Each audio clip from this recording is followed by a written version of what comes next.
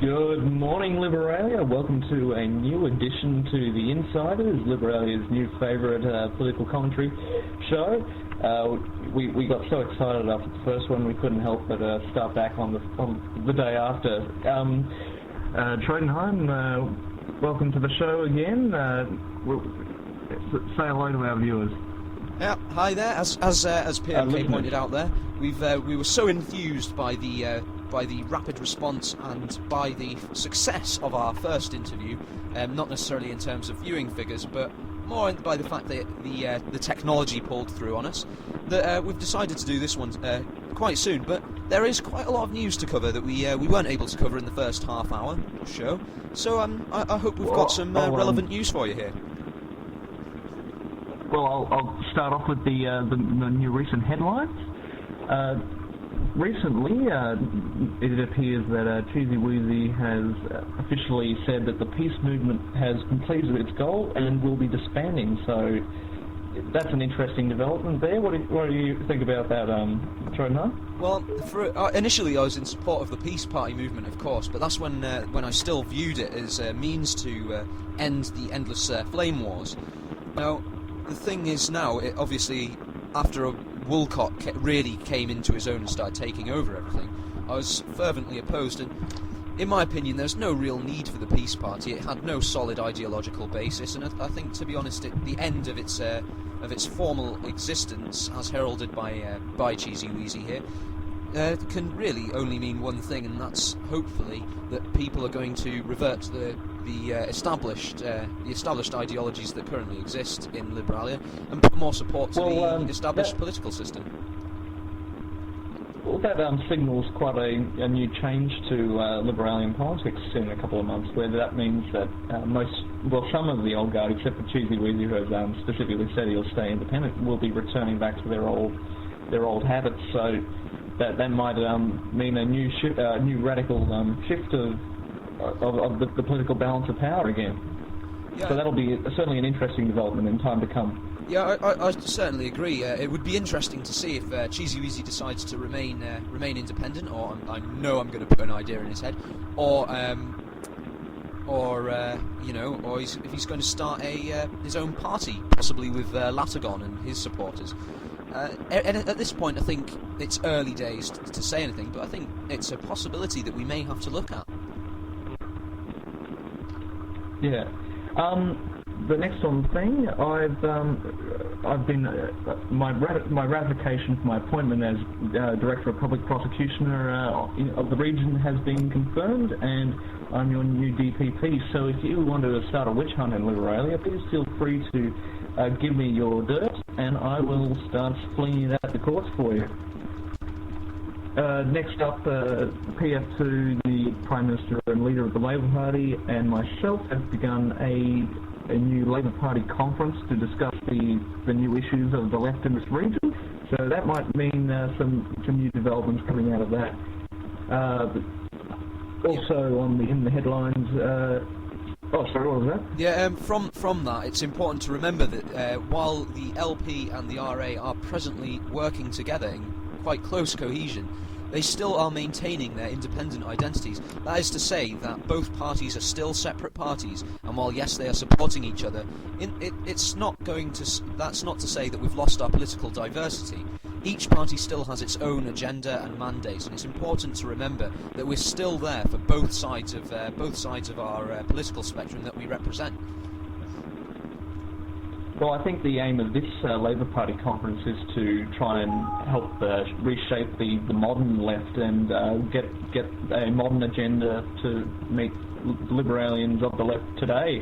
Well, because of the peace movement itself, there will be a new realignment with the parties, and it'll be a chance for the parties to, well, at least the Labor Party in particular now, to work out what they stand for again. And the next in the news, a constitutional amendment moved by yours truly, PMK, has moved through the Parliament. Its aim is to remove the section of Clause 9, I think, of the Constitution, which means when an amendment to the Constitution takes place that it must get Guardian Council approval to pass. and the aim of this amendment is to remove that clause so that all that's needed is a two-thirds majority in Parliament, and instead of going onwards after that to the Guardian Council for another ratification. What are your thoughts on this, Trodenhiem? Well, I personally agree with the bill because, as you've pointed out in your own argument, it does give certain members the opportunity to have two votes over an issue. And while, yes, the Guardian Council is elected by the people of Liberalia and it thus is representative of them, it is by no means perfect. The views of the Guardian Council are separate to those of the views of everybody. You know, they represent everybody in the region, but they don't represent individuals, and by that, you know, they're not necessarily voting for people or people's opinions, but rather for their own view of what's best for Liberalia, which may differ from the majority decision. So I personally think the amendment is a good idea. I mean, Northern Sushi's saying it's the removal of safeguards, which is a bad idea. Removing this harmless seeming clause can make this region a dictatorship. It's more harmful to remove than leave. Well, I disagree with his point here, and this is one of the few points where Northern Sushi and I do actually disagree. And I disagree because it basically expands our democracy into less of a entirely elitist representative democracy into more of a pure democracy where everybody has their say. Well, on that, he does mention in the Parliament of the region becoming a dictatorship if you know these harmless, not harmless, these safeguards are removed. But would you not agree that a two-third parliamentary majority is more than a safeguard that's needed? Wouldn't that also prevent, say, a stacked GC that's opposed to a... Well, that would defeat the purpose of democracy itself. If a two-third majority is passed through the Parliament, and if there is an instance, which is possible, it isn't likely, but it's possible, where a Guardian Council is elected, and it's stacked with members who are opposed, and they can turn away something that's, you know, got a two-thirds majority in the Parliament passed. That doesn't sound like democratic at all. No, I certainly agree with you, Ian. It gives the possibility to turn around bills that are approved by the majority of people. I think the two-thirds majority is safeguard enough. If two-thirds of people vote for it in favour, it certainly means that at least the vast majority of people are in favour of the bill. I mean, it prevents having a single vote swing the whole thing. You know, and you can't have full constitutional amendments on parts of the Constitution with just a single vote swinging it, because you need to have a majority consensus with it. And I think, you know, with the Guardian Council, it eliminates the power of the majority consensus by saying that the minority now has a say as well. And with two-thirds majority, I don't think there's any risk of the problem of not being enough people to support it. Definitely not. Definitely not. I think we're in agreement on this point. Yeah, certainly. I think, as I said, the two-thirds majority is safeguard enough, especially in Liberalia, where we are a very, very liberal region in terms of things. And also, our membership is not stupid. We're sensible people. Not all of us are 100% politically adept, but nobody is, really. No group of people is, not even a political party. But we are not stupid. We're intelligent people. Except for PMK.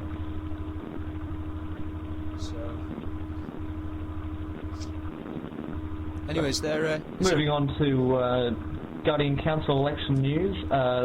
When the election commissioner decides to put up the open the vote, the candidates will be me and Hammer, Nivergill, and 4 Hectares and Sanita. And good luck to all of them, but even best luck to me, so I can get my judiciary career out of the way. Yeah.